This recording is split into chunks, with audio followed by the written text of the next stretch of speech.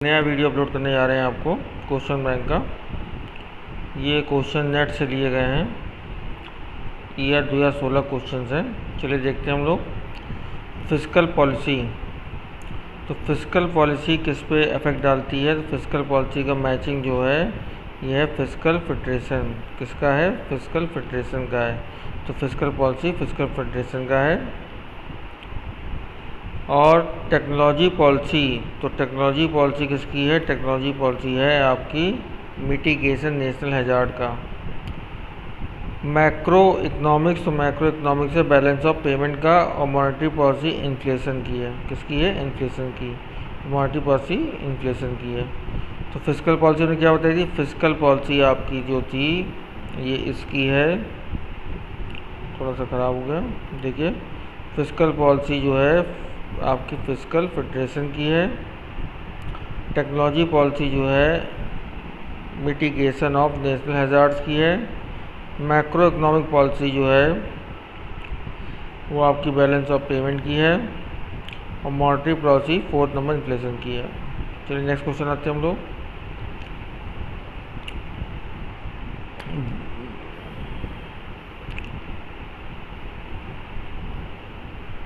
Which of the following factor is not directly responsible for slowing down the growth of the infrastructure?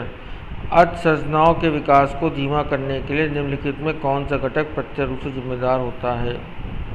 तो कौन सा घटक अर्थसंरचनाओं के विकास को धीमा करने के लिए निम्नलिखित में कौन सा घटक प्रत्यक्ष रूप से जिम्मेदार नहीं है? नहीं है, ये बड़ा ध्यान देने वाला नहीं है, ज़्यादा पूछते हैं यूजीसी नेट में। तो high level of perceive political risk, उस स्त्री अनुभूत राजनीतिक जोखिम, ये है।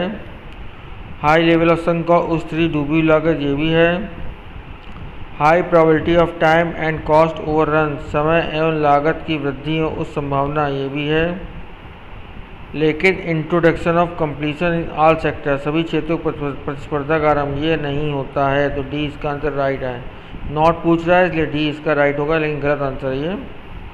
तो high level of perceived political risk, high level of sunk cost, उससे डूबी लागत, समय लागत वृद्धि की उस संभावना है। ठीक है, ये क्वेश्चन हो गया आपका। नेक्स्ट है ये, निम्नलिखित में कौन सकल घरेलू उत्पाद के मुख्य अंग नहीं है?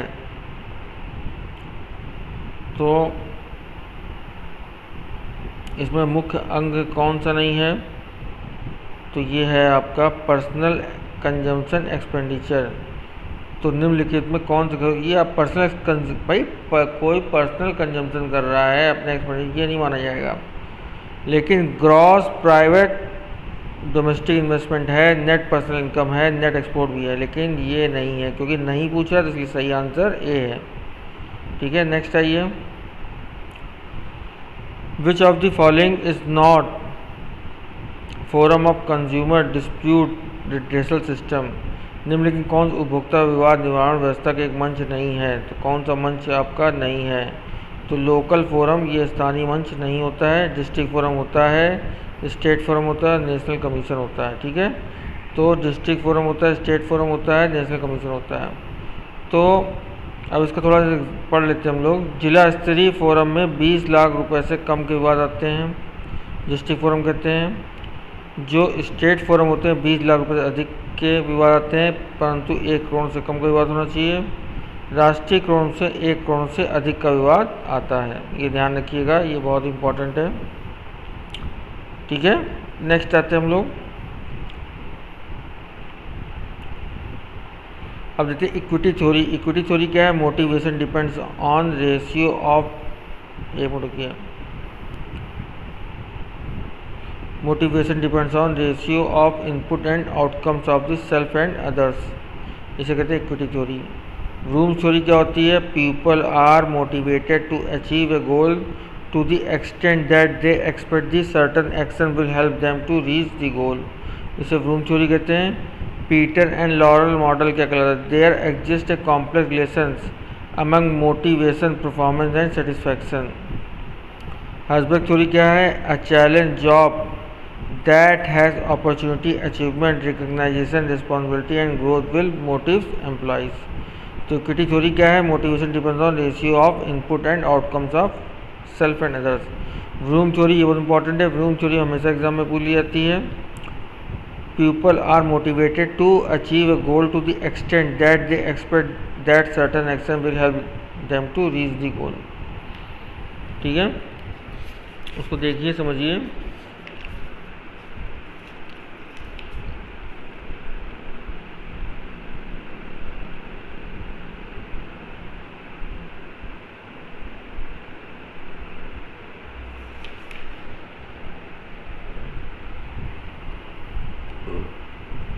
नेक्स्ट आते हैं हम लोग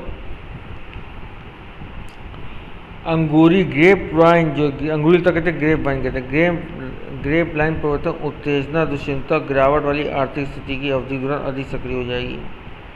ठीक है भाई, ये भी सही है।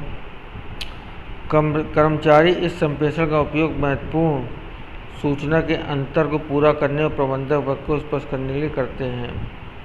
ठीक है, ग्रेप वाइन जो है आपका, ग्रेप वाइन परिवर्तन उत्तेजना दुश्चिंता और गिरावट वाली आर्थिक स्थिति की अवधि के दौरान अधिक सक्रिय हो जाएगी। ये भी सही है और आर भी सही है, दोनों आंसर सही हैं आपके।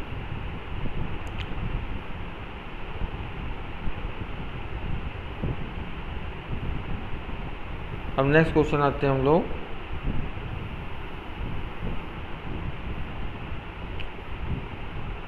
प्रतिस्पर्धात्मक लाभ प्राप्त करने के लिए एक फर्म अपने वितरण व्याप्ति विशेषता एवं कार्य निष्पादन को तैयार करने के लिए किस प्रकार के विभेदीकरण का प्रयोग करता है?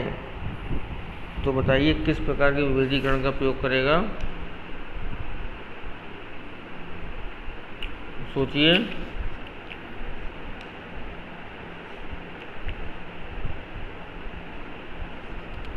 इसका आंसर क्या लग रहा है आपको? आप खुद दिमाग लगाइए।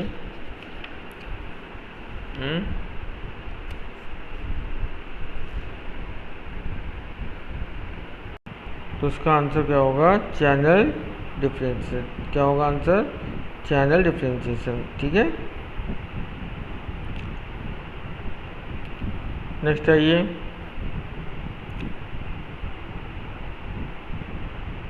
निम्नलिखित में कौन सा विपणन रणनीति का सबसे अधिक संभावित परिणाम होता है जो सभी संभावित ग्राहकों को सेवा के प्रयास करता है? सभी ग्राहक संतुष्ट नहीं होंगे, ये इसका आंसर है। ठीक है, तो ये इसका बेस्ट आंसर है, यही आंसर है। तो सभी अधिक संभावित, तो कौन सी विपणन रणनीति सबसे अधिक संभावित परिणाम होता है? सभी संभावित ग्राहकों को सेवा करने का प्रयास करता है। चाहे जितनी भी सेवा कर लो, कोई भी कस्टमर सेटिस्फाई कभी नहीं होता है। निम्नलिखित में कौन सा माइकल पोर्टर के मूल श्रृंखला का प्राथमिक क्रियाकलाप नहीं है? तो ये है प्रोक्योरमेंट, ये इसका क्रियाकलाप नहीं है। नेक्स्ट आइए। किसी परीक्षण उपकरण the following represent consistency of result when the test instrument use repeatedly. किसी परीक्षण उपकरण के बारंबार प्रयोग करने पर परिणाम की अनुरूपता को निम्नलिखित में से कौन दर्शाता है? कौन दर्शाता है? बताइए, सोचिए इसके बारे में, कौन दर्शाता है? हमारे हिसाब से रिलायबिलिटी इसका आंसर है, विश्वसनीयता दर्शाता है। तो किसी परीक्षण उपकरण का बारंबार प्रयोग करने पर परिणाम की अनुरूपता निम्नलिखित कौन दर्शाता है? ये विश्वसनीयता दर्शाता है। नेक्स्ट आइए। विच of the following is not feature of the payback period method. पुनः अदायगी समय अवधि के निम्नलिखित में कौन सी विशेषता नहीं है? तो कौन सी विशेषता नहीं है? तो यह सरल रूप से लागत पुनर्प्राप्ति रीति है, ना कि लाभदायकता की। ये सही है। यह मुद्रा के समय मूल्य पर विचार नहीं करती, ये भी सही है। यह परियोजना संबंध जोखिम विचार नहीं करती, ये भी सही है। लेकिन it is very difficult to calculate, ये गलत है। ठीक है, इसमें ए बी सी सही है और डी गलत है। भावी ग्राहकों की साख सूचना, भावी ग्राहकों की साख सूचना के लिए निम्नलिखित में कौन सा स्रोत नहीं है? तो बैंक रेफरेंस है, ट्रेड इंक्वायरी है, क्रेडिट ब्यूरो भी है, लेकिन लेटर ऑफ क्रेडिट नहीं है। तो भावी ग्राहकों की साख सूचना के लिए निम्नलिखित में कौन सा स्रोत नहीं है? Letter of credit. The portion of earning which is distributed among share holder in the form of dividend is called. ये कौन सा उपार्जन का भाग जो अंशधारी लाभांश के रूप में वितरित किया जाता है उसे क्या कहा जाता है? उसे कहा जाता है पे आउट रेशियो, भुगतान पे आउट अनुपात। उसे क्या कहा जाएगा? पे आउट रेशियो।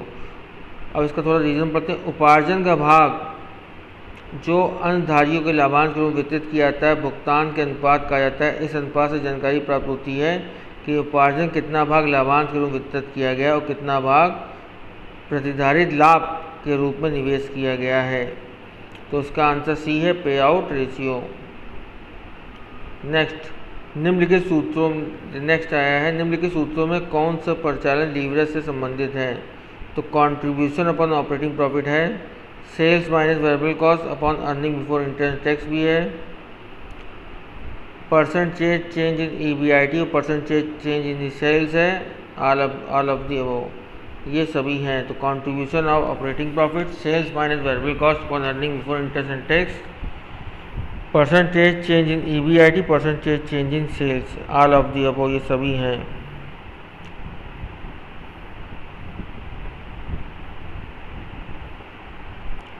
HRM मामले में निम्नलिखित में कौन सा सही नहीं है? तो HRM मामले में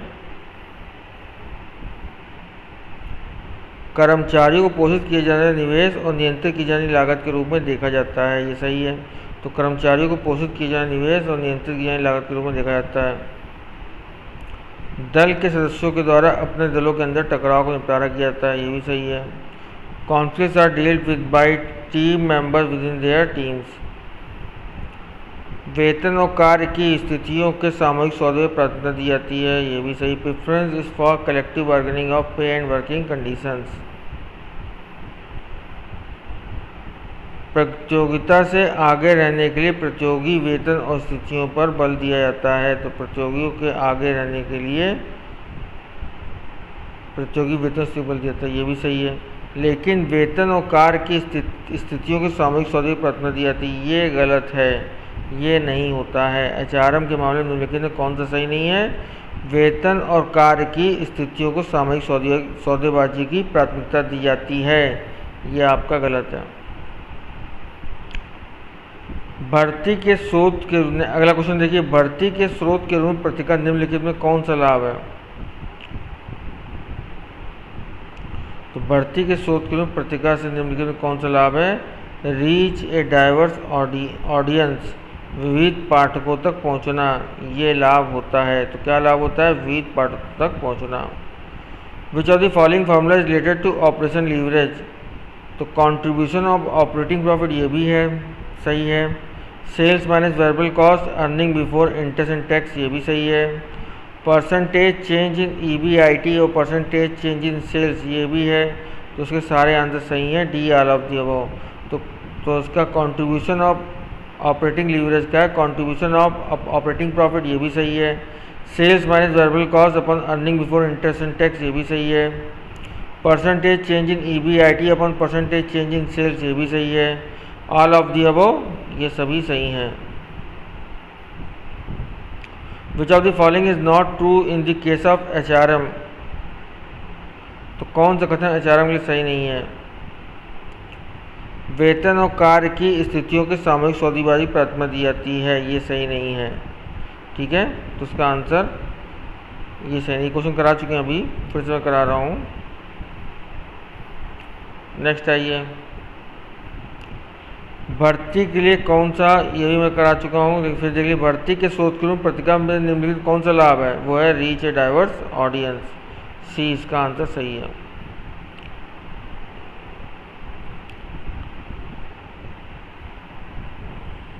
नेक्स्ट क्वेश्चन देखिए, मानव संसाधन योजना को हमेशा रणनीति बनाने के प्रसंग देखा जाता है। तो ये सही है, मानव संसाधन योजना को हमेशा रणनीति बनाने के प्रसंग में देखा जाना चाहिए, सही है।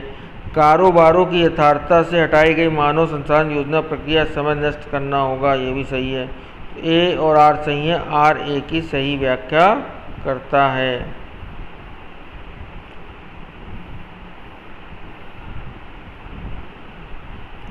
नेक्स्ट आइए, गोल्डन पैरासूट, तो गोल्डन पैरासूट का आंसर है आपका थर्ड। मैं मैच करा रहे हैं तो गोल्डन पैरासूट क्या कहती है? कंपनी के स्वामित्व या नियंत्रण में परिवर्तन के संबंध में कंपनी द्वारा अदायगी कराना। तो कंपनी के स्वामित्व या नियंत्रण में परिवर्तन के संबंध में कंपनी द्वारा अदायगी कराना। गेन शेयरिंग एक प्रोत्साहन योजना जिसमें कर्मचारी उत्पादकता के उद्देश्यों को प्राप्त करने के लिए संयुक्त प्रयास करते हैं। तो एक प्रोत्साहन योजना जिसमें कर्मचारी उत्पादकता के उद्देश्यों को प्राप्त करने के लिए संयुक्त प्रयास करते हैं। स्टॉक ऑप्शन कंपनी के स्टॉक के शेयरों की उल्लेखित संख्या को भविष्य में कुछ समय में आज की कीमत पर खरीदने का अधिकार है। तो स्टॉक ऑप्शन क्या? कंपनी के स्टॉक के शेयरों को कंपनी के स्टॉक के शेयरों को उल्लेखित संख्या को भविष्य कुछ समय में आज कीमत पर खरीदने का अधिकार स्टॉक ऑप्शन कहते हैं। वार्षिक बोनस प्रबंधकों के अल्पकालिक कार्य निष्पादन को अभिप्रेरित और कंपनी के लाभदायिता के लिए तैयार की गई योजना है। तो गोल्डन पैराशूट क्या है? कंपनी के स्वामित्व या नियंत्रण में परिवर्तन के संबंध में कंपनी द्वारा अदायगी कराना। तो कंपनी के स्वामित्व का परिवर्तन हो रहा है या उसके नियंत्रण परिवर्तन हो रहा है तो इसे गोल्डन पैराशूट कहते हैं। गेन शेयरिंग क्या है? एक प्रोत्साहन योजना जिसमें कर्मचारी उत्पादकता के उद्देश्यों की प्राप्ति करने के लिए संयुक्त प्रयास करते हैं। एक प्रोत्साहन गेन शेयरिंग की एक प्रोत्साहन योजना है जिसमें कर्मचारी उत्पादकता के उद्देश्यों को प्राप्त करने के लिए संयुक्त प्रयास करते हैं। वार्षिक बोनस क्या है? प्रबंधकों के अल्पकालिक कार्य निष्पादन को अभिप्रेरित करने और कंपनी की लाभदायिता के लिए तैयार की गई योजना है। स्टॉक ऑप्शन क्या है? कंपनी के स्टॉक के शेयरों को उल्लेखित संख्या को भविष्य में कुछ समय में आज की कीमत पर खरीदने का अधिकार है। तो देख लीजिए, ठीक है।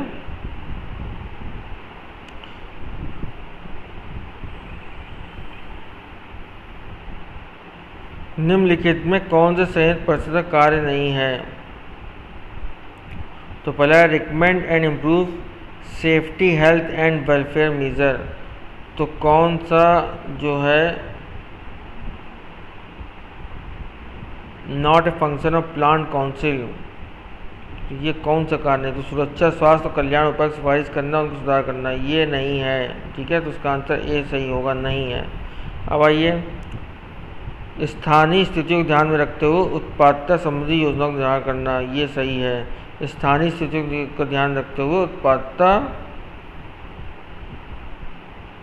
संबंधी योजनाओं का निर्धारण करना, ये सही है। मासिक लक्ष्यों और अनुसूचियों की योजना बनाना तो उन्हें लागू करना, उनकी समीक्षा करना, ये भी सही है। स्तरीय निकायों का कार्य संचालन की समीक्षा करना, ये भी सही है। तो सॉप स्तरीय निकायों कार्य संचालन की समीक्षा करना, ये भी सही है। तो सुरक्षा स्वास्थ्य और कल्याण उपाय की सिफारिश करना, उनको सुधार करना, ये गलत है।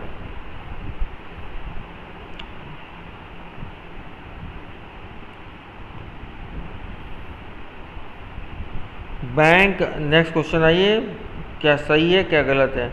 बैंक अभी वैश्विक रूप से अधिक चुनौतियों का सामना कर रहे हैं और समष्टि स्थायित्व एक आवश्यकता है लेकिन स्थायी आर्थिक समृद्धि के लिए पर्याप्त नहीं है, ये सही है। विनिमय केवल एक भाग और संवर्धन तथा स्वास्थायित्व को प्राप्त करने के लिए उनके कार्यान्वयन समान रूप से महत्वपूर्ण है, ये भी सही है। तो ए तो आर दोनों सही, आर ए की सही व्याख्या करता है।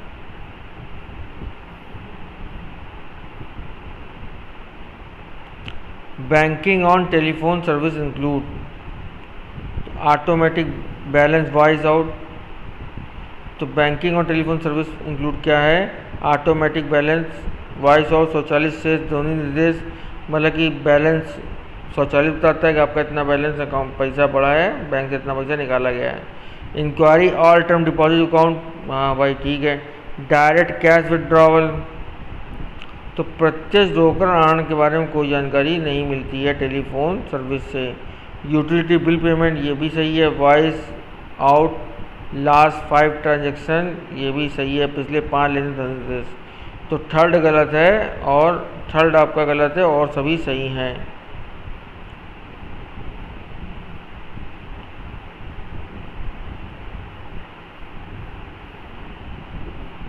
अब देखिए, इंटर बैंक कॉल मार्केट, इसे कहते हैं शॉर्ट टर्म मैच्योरिटी। तो इंटर बैंक, ये मैच कराना है। तो आपका इंटर बैंक कॉल मार्केट क्या है? शॉर्ट टर्म मैच्योरिटी है। कमर्शियल बिल क्या है? मनी मार्केट है, कमर्शियल मनी मार्केट है। और कमर्शियल पेपर क्या है? कमर्शियल पेपर प्रॉमिसरी नोट्स है, और ट्रेजरी बिल क्या है? गवर्नमेंट पेपर्स है। तो इंटर बैंक कॉल मार्केट क्या है? Inter bank call market short term maturity है। कमर्शियल बिल क्या है?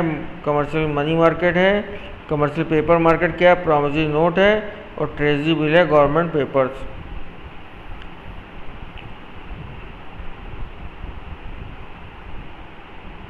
फिर मैच आ गया है। पिलर 1 क्या है? पिलर 1 देखिए, ये आपका दिया हुआ है, minimum regulatory capital requirement based on this weighted asset, इसे पिलर 1 कहते हैं। पिलर 2 क्या है? Supervisory review process. और पिलर 3 क्या है? पिलर 3 आपका है मार्केट डिसिप्लिन। ठीक है, तो पिलर 3 थोड़ा सा इसमें नहीं दिया सही ढंग से। पिलर 3 मार्केट डिसिप्लिन है। और पिलर 1 क्या है? Minimum regulatory capital requirement based on risk. Pillar 2 क्या है? Supervisory of review process. Pillar 3 क्या है? Market discipline. निम्नलिखित में कौन सा बौद्धिक संपदा अधिकार के निकट रूप संबंध है? तो ये है ट्रिप्स। तो ट्रिप्स जो है बौद्धिक संपदा अधिकार के निकट रूप संबंधित होता है, पता ही आपको, पिछली बार आ चुका है, तो इसलिए हमने कराया था। Which is not correct about international development associations. तो कौन सी चीज़ करेक्ट नहीं है?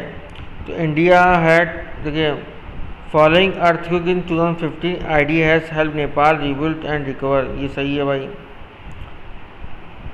इंटरनेशनल डेवलपमेंट एसोसिएशन ने 2015 में नेपाल की मदद की थी।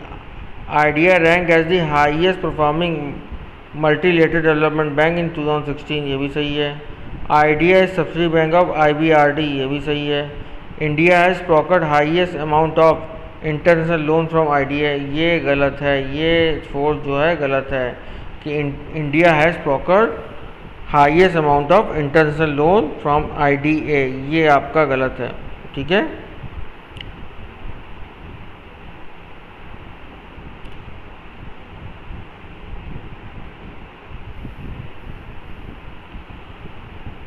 एज पर the foreign trade policy 2015 and 2020 3 star export house should have, विदेशी व्यापार नीति 2015-20 के अनुसार 3 स्टार निर्यात संग्रह का क्या होना चाहिए?